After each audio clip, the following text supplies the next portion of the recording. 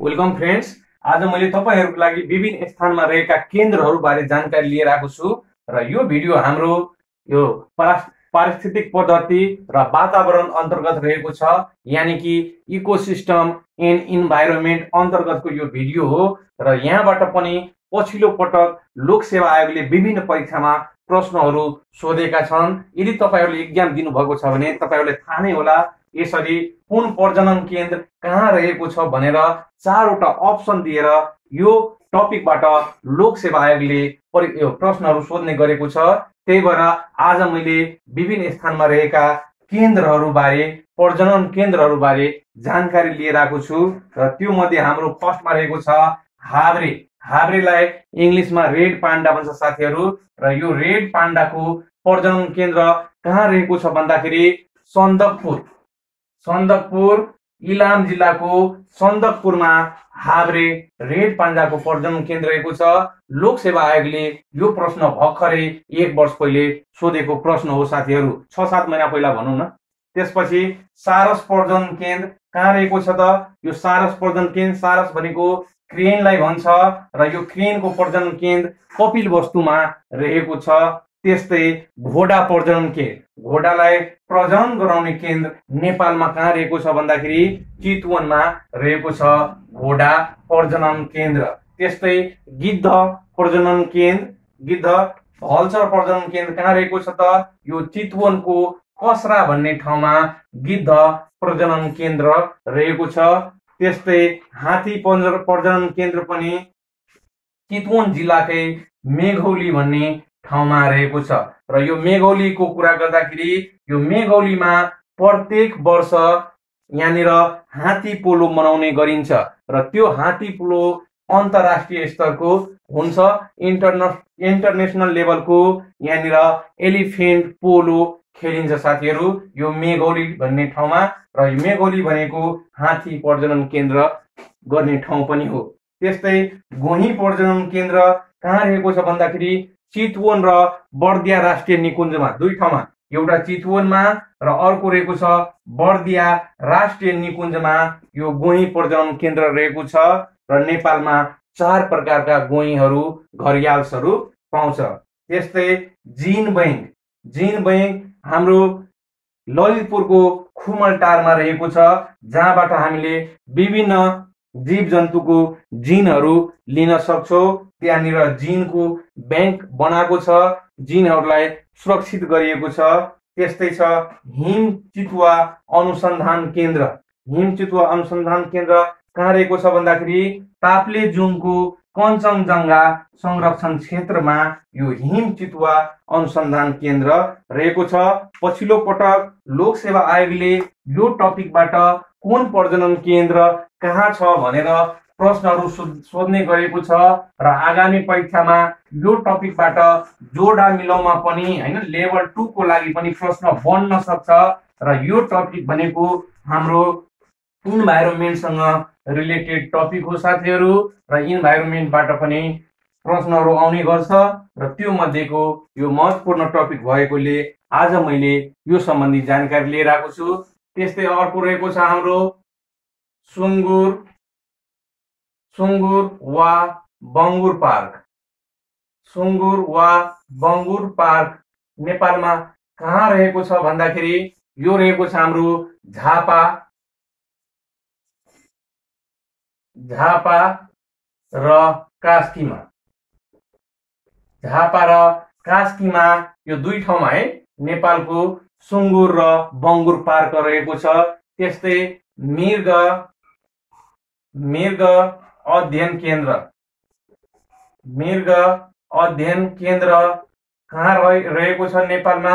यो रहेको छ गोदावरी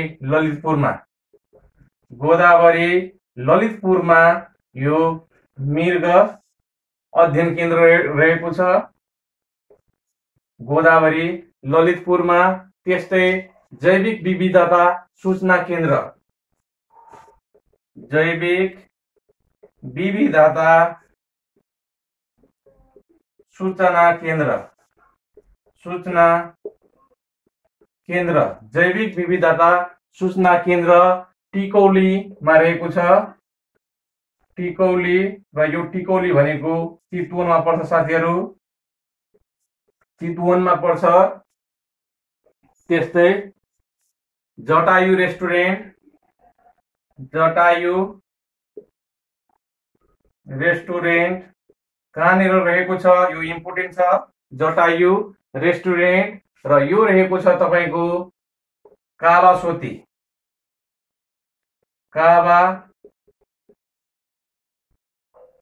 कावासोती र पिठौरी भन्ने ठाउँमा छ। कहाँ छ यो रहेको छ तपाईको नवलपरासीमा, नवलपरासीमा रहेको छ यो कावासोती र पिठौरी, जहाँनिर जटायु रेस्टुरेन्ट रहेको छ। जटायुहरूको संरक्षण गर्ने काम गर्ने, प्रवर्धन गर्ने काम गरिन्छ यहाँनिर। त्यस्तै रहेको छ चमेरा संरक्षण केन्द्र, चमेरा संरक्षण केन्द्र। यो चमेरा संरक्षण केन्द्र कहाँ छ भन्दाखेरि देवानगढिया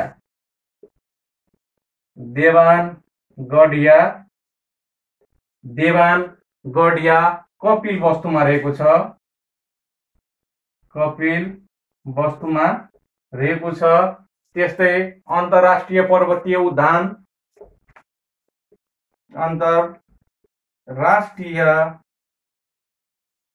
अन्तर्राष्ट्रिय पर्वतीय उद्यान, अन्तर्राष्ट्रिय पर्वतीय उद्यान कहाँ रहेको छ भन्दाखेरि ककनी नुवाकोटमा रहेको छ, नुवाकोट। अनि नेपालको पहिलो अस्ट्रिच फर्म कहाँ रहेको छ भन्दाखेरि यो रूपन्देहीमा रहेको छ, रूपन्देही। र दोस्रो रहेको छ दाङमा, दाङको कुन ठाउँ, बेलझुन्डी भन्ने ठाउँमा, बेलझुन्डी भन्ने ठाउँमा रहेको छ। त्यस्तै राष्ट्रिय प्राणी उद्यान कहाँनिर रहेको छ, यो सूर्य विनायकमा रहेको छ, सूर्य विनायक। र यो रहेको छ भक्तपुरमा र अन्तिम रहेको छ हाम्रो जैविक